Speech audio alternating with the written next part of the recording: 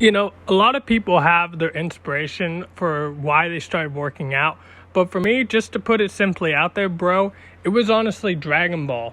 Now, don't get me wrong, seeing people of modern day like Larry Wills definitely helps, or Big Ramy helps, Chris Bumstead helps. But for real, Dragon Ball was where it all first started for me. I can't tell you how many times I would just go on YouTube and just look at all these cool ass workout motivations for Dragon Ball.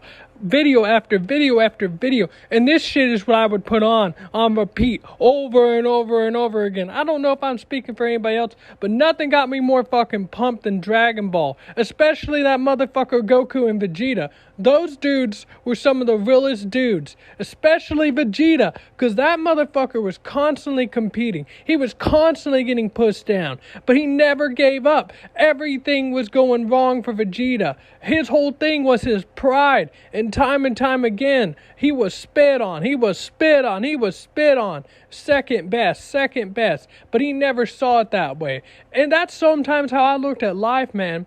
There was all this shit going on with me in my life, and still is, where I'm constantly pushed down, where life constantly makes me feel like I'm going in second place.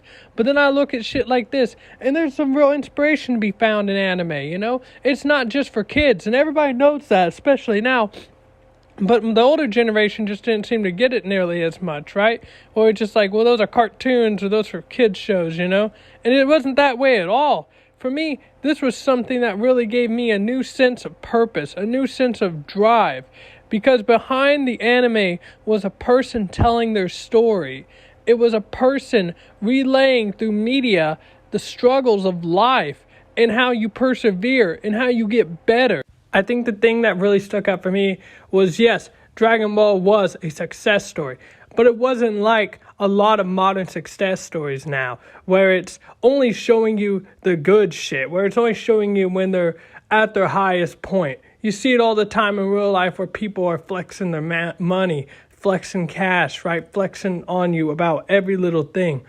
But a lot of people don't just get handed shit. A lot of people want to know, how did you get to that point, right? And a lot of that story isn't glamorous. A lot of it is blood, sweat, and tears and constant failure and a lot of tragedy and a lot of trying over and over again before you figure out how to do it, you know, the right way. And that's what I like about Dragon Ball. That's what I like about it. Vegeta lost his entire race and yet still kept going.